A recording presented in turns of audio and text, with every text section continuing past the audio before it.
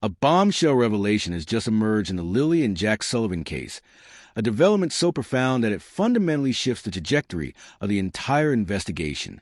For 7 long months, the public has watched a family gripped by what appear to be unimaginable grief. For 7 months, Daniel Martell has presented a united front with his partner, Malaya Brooks Murray, maintaining a carefully curated image, a heartbroken stepfather. But that silence, that calculated 7-month wall of secrecy, is finally crumbling. The secrets Daniel Martell has kept hidden since the morning of May 2nd, 2025, are beginning to surface, and the picture they paint is far darker than anyone could have anticipated. On that spring morning, 2 young children, 6-year-old Lily Sullivan and 4-year-old Jack Sullivan, vanished from their rural property on Gerlach Road in Landone Station, Nova Scotia. From the moment the 911 call was placed at 10:01 a.m., Daniel Martell took center stage. He wasn't just a witness. He was a protagonist in a tragedy of his own making. He positioned himself as a devastated protector, the man who stayed behind to help search while others succumbed to panic. He stood beside Malaya at every press conference, his voice trembling as he made emotional appeals to the public, begging for the safe return of his stepchildren. He spoke of the love he had for them, claiming he cared for them as if they were his own flesh and blood. But behind the scenes, investigators were quietly observing a very different man. While the cameras captured a man in tears, behavioral analysts were reviewing the footage with a clinical, skeptical eye. They noted subtle inconsistencies that the general public might have missed. Martell's grief seemed performative, almost as if it were being triggered on command for the benefit of the lens. Witnesses reported that the moment the cameras were turned off, his emotional displays would vanish, replaced by a calm, almost detached demeanor. This was the first hint of the facade. This was the beginning of the realization that the man begging for the children's return might be the very person who knew exactly where they were. The story told by Daniel and Malaya was rehearsed in its simplicity. They claimed the children were playing in the backyard while they were inside with their 1-year-old daughter, Meadow. They described a sudden, haunting silence that fell over the property. When they went to check, the back gate was open and the children were gone, lost to the dense, unforgiving wilderness of the Nova Scotia forest. It was a perfect story because it relied on the inherent danger of the terrain. The forest was a maze of ravines and thick undergrowth, a place where small children could easily perish from exposure. It was the perfect scapegoat. However, the timeline began to crack almost immediately. Investigators methodically gathered evidence, and what they found was a story of lies and deception. This isn't just speculation or rumor. It is a case built on forensic findings and witness statements that Daniel Martell never wanted the world to see. As we dive into this evidence, we are uncovering the story of a man desperate to hide a dark truth, a truth that suggests Lily and Jack didn't wander into the woods. They were taken from their home by the very people who were supposed to protect them. Before we reveal the chilling details of the evidence found on Martell's devices and the secret movements he made under the cover of darkness, we need to look at the last time these children were seen alive by anyone other than Daniel and Malaya. The last verifiable proof of life for Lily and Jack Sullivan came at 2:25 p.m. on May 1st. They were captured on security footage at a Dollarama in New Glasgow. In the video, they look like any other children, walking with their family, looking at toys, completely unaware of what the next 12 hours will hold. After that timestamp, they effectively vanished from the world. Only Daniel and Malaya claimed to have seen them after that point. Daniel told police he was home all night on May 1st. He claimed that after the children went to bed around 9 p.m., he stayed up watching television while Malaya slept. He insisted he never left the property. But investigators found something that proved this was a calculated lie. They found security footage from a gas station 30 kilometers away. At 11:47 p.m., a dark-colored pickup truck with distinct damage and modifications, matching Daniel's truck, pulled into the station. A man in a hoodie, later identified with an 85% probability as Daniel Martell, stepped out. This lie wasn't just a lapse in memory. It was a deliberate attempt to hide his whereabouts during the most critical hours of the children's disappearance. When confronted, his story changed instantly. He went from flat denial to claiming he forgot a 30-kilometer drive to buy cigarettes, a product that the gas station doesn't even sell. This was the first major crack in the wall, and it would not be the last. We are only beginning to expose the depths of the deception. As the investigation into the disappearance of Lilly and Jack Sullivan intensified, the focus shifted from the dense Nova Scotia wilderness to the digital and financial footprints left behind by Daniel Martell. If you are planning a crime, you leave a trail, even when you think you're being careful. Investigators began to look closely at the family's finances, and what they found was a pattern of behavior that suggests a long-term plan was in motion. In the 2 weeks leading up to the disappearance, over $2,300 in cash was withdrawn from Maliea's bank account in several large, unusual increments: $800, $600, $450, and $500. This was an account that rarely held more than a few $100s at any given time. When questioned, neither Daniel nor Maleia could provide a verifiable explanation for where that money went. It didn't go to rent, utilities, or any major purchases. It simply vanished into the world of untraceable cash transactions. To a detective, this is a massive red flag. Cash is the currency of concealment. It's what you use when you don't want a credit card statement showing a bulk purchase of cleaning supplies, heavy-duty trash bags, or digging tools. This financial anomaly, combined with Daniel's late-night trip to the gas station where he paid in cash, paint a picture of a man deliberately avoiding an electronic paper trail during the most critical period of the timeline. But to understand if a man is capable of such calculated deception, you have to look at who he was before he entered this family's life. Daniel Martell did not come into this relationship with a clean slate. Investigators unearthed a past that he had worked hard to keep hidden from the public eye, and perhaps even from Maleia herself. While he played the role of the gentle stepfather for the cameras, his criminal record told a story of theft, breach of probation, and property damage. These are the marks of a man with poor impulse control and a fundamental disregard for the rules of society. The shadow of Daniel's temper didn't stop at his adult relationships. The investigation moved into the hallways of the children's school, where teachers provided accounts that were uniformly negative. They described a man who was inappropriately aggressive when Jack had a minor disciplinary issue, reacting with defensive shouting rather than parental concern. Even more heartbreaking was the observation from teachers that Lilly and Jack seemed careful around him. Their body language shifted when he arrived for pickup. The typical excitement of a child seeing a parent was replaced by a subdued, nervous energy. These professionals, trained to spot the signs of a child in distress, sense a fear in Lilly and Jack that is now, in retrospect, a haunting warning of the secrets Daniel Martell was keeping. While witness statements and past history provide a glimpse into Daniel Martell's character, the most explosive evidence in the Sullivan case didn't come from a person. It came from his pocket. When investigators seized Daniel's smartphone and computers, they handed them over to digital forensic specialists.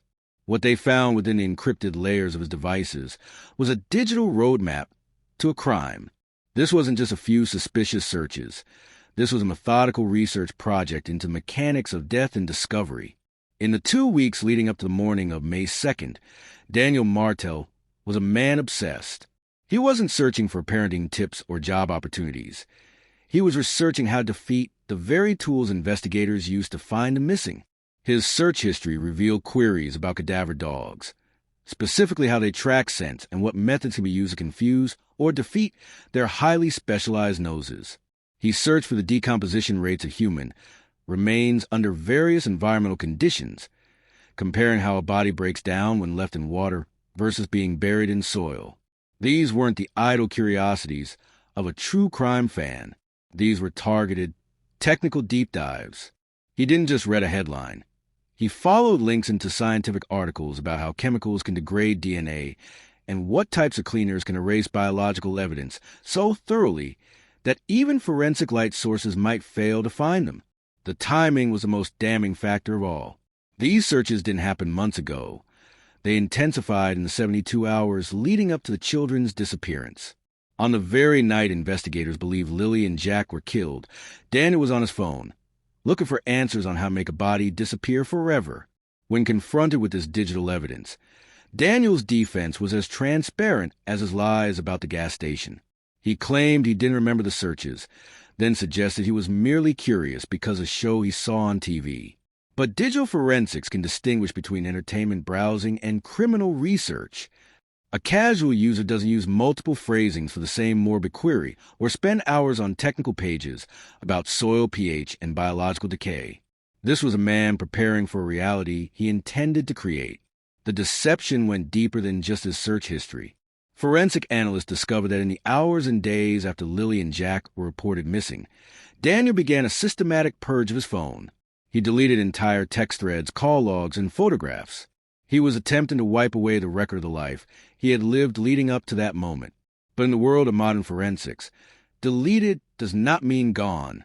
Specialists were able to recover a massive amount of this data, and the messages they pulled from the digital grave were chilling. The recovered text between Daniel and Malaya revealed a relationship in total collapse. They were far from the united, grieving couple the media saw. Their private messages were filled with bitter accusations and financial stress.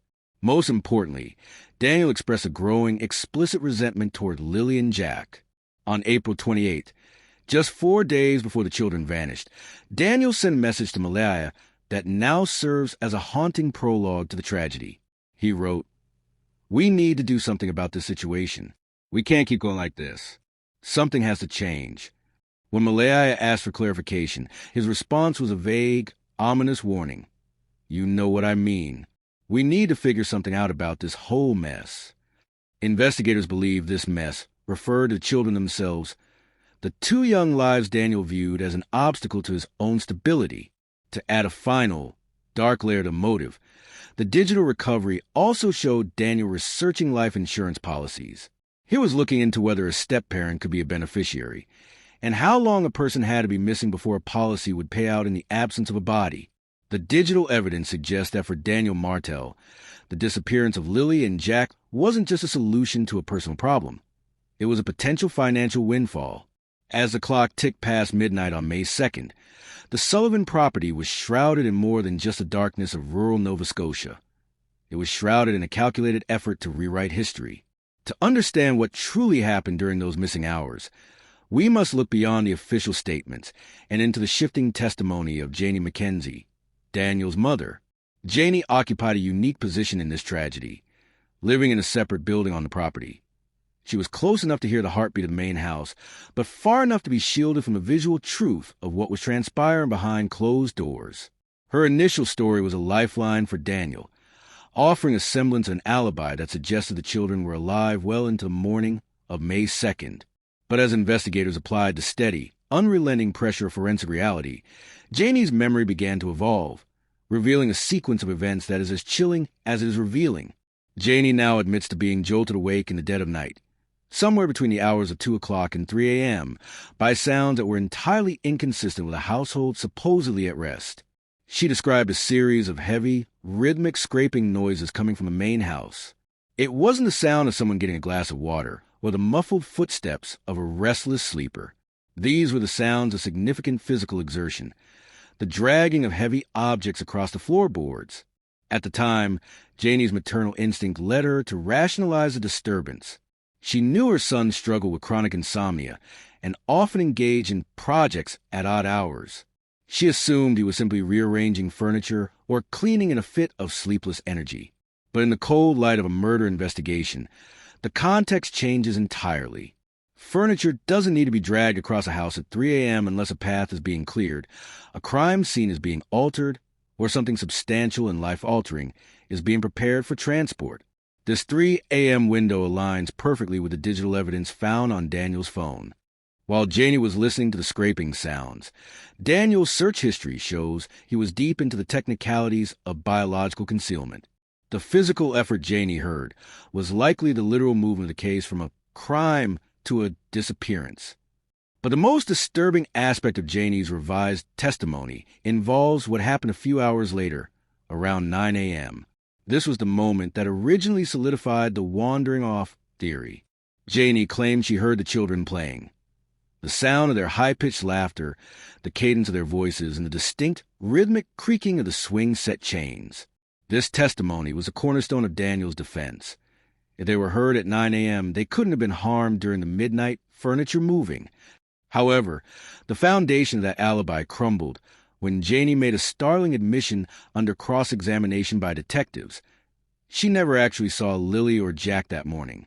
She never looked out the window. She never walked out to greet them. She only heard them. Investigators, now skeptical of every fact provided by the couple, began to explore a terrifying possibility: audio staging. In the age of high-fidelity digital recording, creating an auditory illusion is a simple task for someone desperate to manufacture an alibi. A smartphone or a portable Bluetooth speaker, playing a loop of recorded playtime, combined with someone manually pushing the empty swings to create that familiar metallic squeak, would be more than enough to convince a grandmother half asleep in a nearby building that the children were safe and sound. This audio theater wasn't just a clever trick. It was a tactical necessity. It was designed to push the last scene alive time forward by 12 hours, effectively resetting the clock for investigators and making the search for physical evidence 10 times harder. By the time Janie heard those children playing, investigators now believe Lily and Jack were already gone. The theater was a distraction, a phantom playback designed to provide Daniel and Malaya the cover they needed to finalize their story before the 10:01 a.m. 911 call. It gave them a window where they could pretend to be the frantic parents who just turned their backs for a second, while the reality was that the children had been missing from the world since the sun went down the night before. While the audio theater was being prepared for morning, a neighbor down the road, separated by woods but connected by the acoustics of the rural landscape, heard the final act of the night's movements. At approximately 5:30 a.m., long before the first light of dawn had fully cleared the horizon, this neighbor was awakened by a low, steady mechanical hum. It wasn't the sound of a vehicle accelerating away or a neighbor leaving for an early shift. It was the sound of a heavy engine idling in place for a prolonged period, estimated at 15 to 20 minutes. In a quiet, rural community, an idling engine at 5:30 a.m. is a sensory anomaly that sticks in the mind. This 5:30 a.m. window is the missing bridge in the prosecution's timeline. We have the 11:47 p.m. gas station footage, placing Daniel away from home.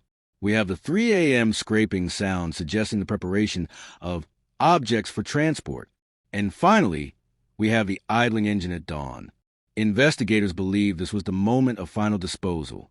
This was the window where the children's remains were moved from the property to a location Daniel had likely researched on his phone just days prior, a location where the soil chemistry or the water depth would facilitate the concealment he had so meticulously studied. The idling time suggests the loading of a vehicle, the checking of surroundings, and perhaps one last moment of hesitation before the devastated stepfather persona was fully donned for public. But even the most carefully constructed conspiracy begins to rot from within when the pressure of the law meets the pressure of the conscience. The united front that Daniel and Malaya presented to the world was never built on the foundation of a shared tragedy. It was built on a pact of mutual destruction. Less than a week after the children vanished, the cracks in their relationship became chasms. In a move that signaled deep internal turmoil, Malaya fled the property, taking Baby Meadow and blocking Daniel on every digital and social media platform. This wasn't the behavior of a grieving couple leaning on each other for support. This was a woman fleeing a person she feared. In the safety of her family's home, the mask Malaya had been wearing slipped completely. Witnesses, including her own family members, reported hearing her in states of hysterical collapse, screaming that it was all his fault, that she should have protected them from him, and that he knows exactly what happened. These weren't the vague lamentations of a mother looking for someone to blame. These were direct, specific indictments of the man she had stood beside at press conferences. She was expressing the primal guilt of a mother who knew she had invited a predator into her home and was now trapped by the consequences. Yet, in a turn of events that baffled the Canadian public, Malaya eventually returned to the Gerlach Road property and reconciled with Daniel. This was not a romantic reunion born of forgiveness. It was a tactical retreat born of legal survival. Investigators believe that during her time away, the reality of the prisoner's dilemma set in. Daniel and Malaya are bound together by a shared secret. If one speaks, both fall. They return to the same house, under the same roof, trapped in a silent war of nerves not just with the police, but with each other. They are living in a psychological pressure cooker, each wondering if the other will be the first to break and trade a confession for a lighter sentence. As the investigation enters its 8th month, Daniel Martell's behavior has reportedly become increasingly erratic. The devastated stepfather, facade, is being eroded by heavy drinking and a desperate, paranoid attempt to stay ahead of the forensic evidence. Investigators are no longer just looking for bodies. They are waiting for the inevitable psychological collapse.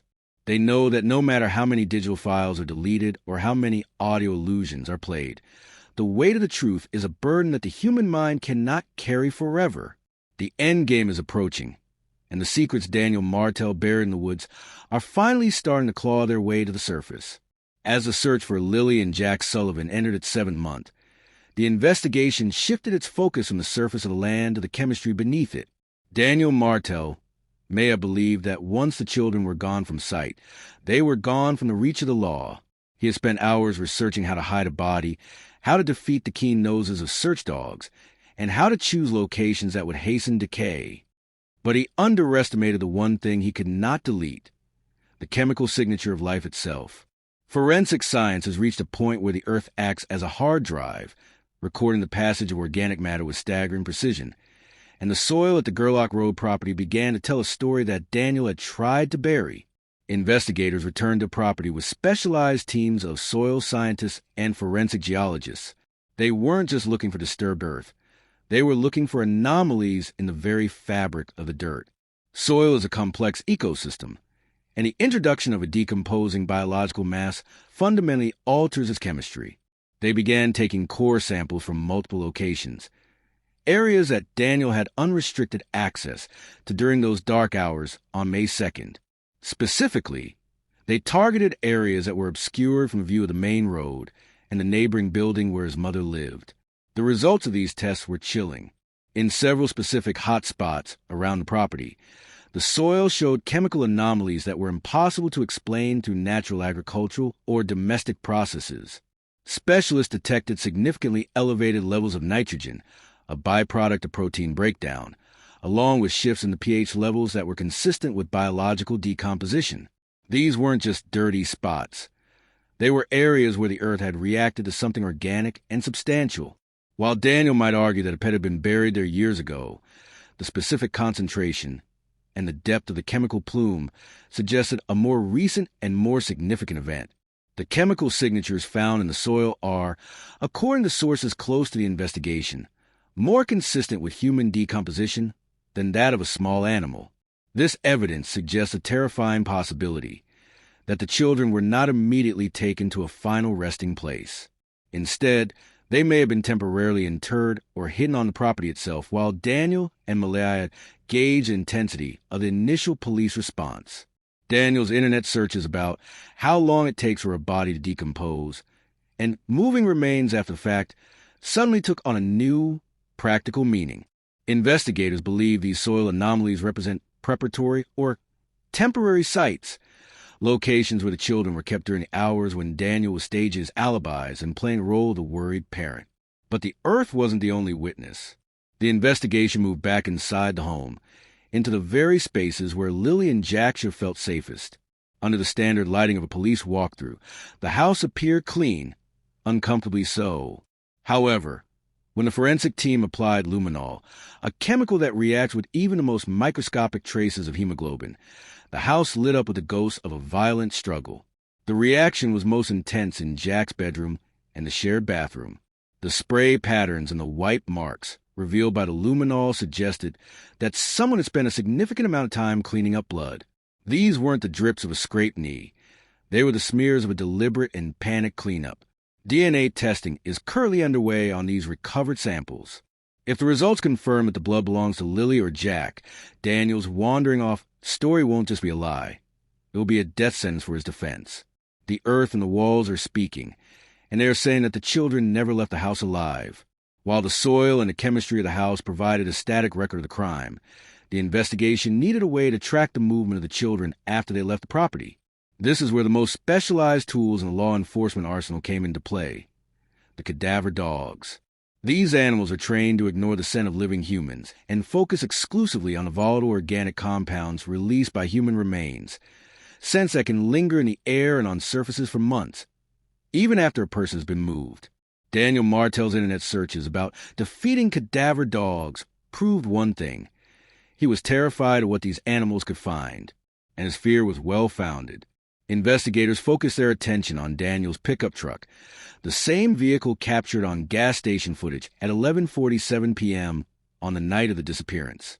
If Daniel had used the vehicle to transport the children, either to a temporary site or a final location, the scent would be trapped in the porous materials of the truck bed and the cab. Multiple teams of K9S were brought in, each working independently to ensure the integrity of the results. The dogs didn't just walk around the truck. They were put to work in a blind search environment. The results were hauntingly consistent.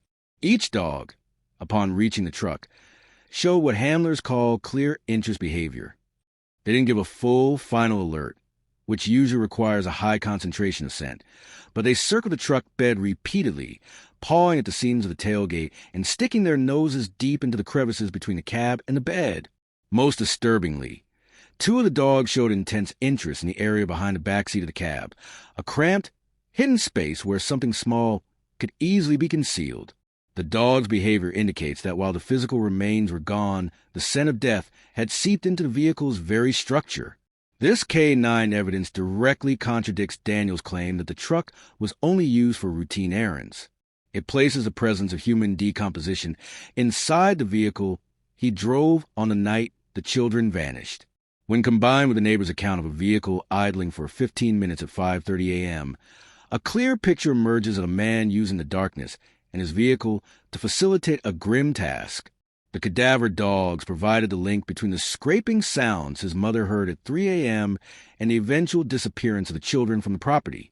But the dogs didn't stop at the truck. They were worked through the woods surrounding the Gerlach Road property, specifically targeting the areas where the soil anomalies were detected. In those spots, the dogs gave final alerts, sitting or barking to indicate they had found the source of the scent.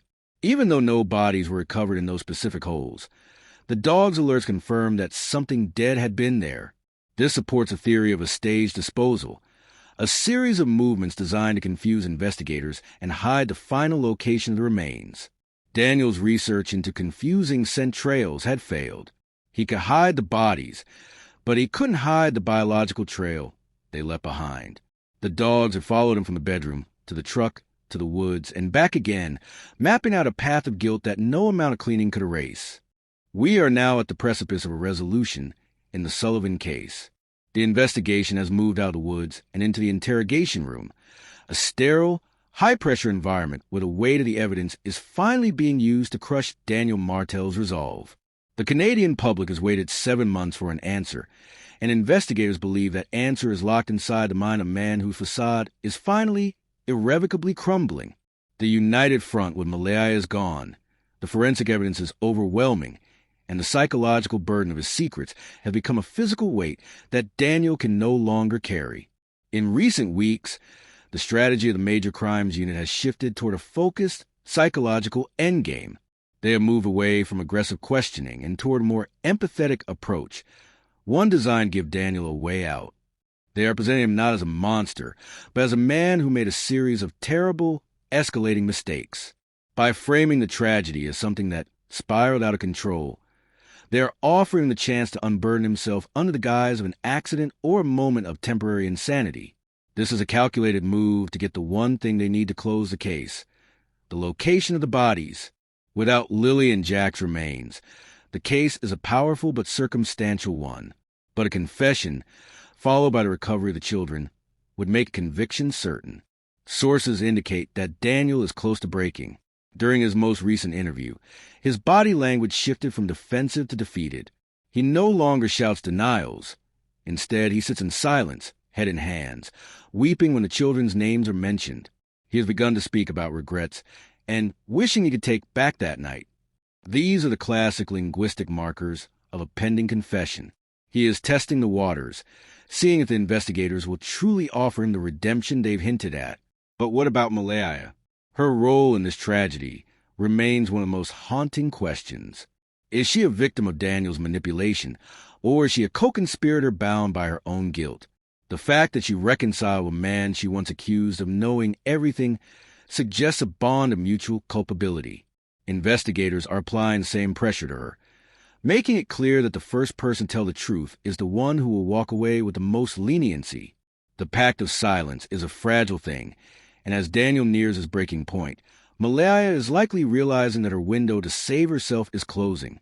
As we look at the evidence, the 11:47 p.m. gas station lie, the 3 a.m. scraping sounds, the audio theater of the swing set, the blood in the bedroom, the cadaver dog alerts, and the damning internet searches, the truth becomes undeniable. Lilly and Jack Sullivan did not wander into the woods. They were the victims of a man who viewed them as a burden and a woman who failed to protect them. The secrets Daniel Martell has kept for 7 months are no longer secrets. They are the stones that will build the wall of his prison cell. The final chapter of this case will not be written in a press conference or a news report. It will be written in the dirt of a location only Daniel knows. The search continues, not for missing children, but for the remains of 2 innocent souls who deserve to be brought home and laid to rest with the dignity they were denied in life. The secrets are out, the evidence is in, and justice for Lilly and Jack is finally, inevitably, on the horizon.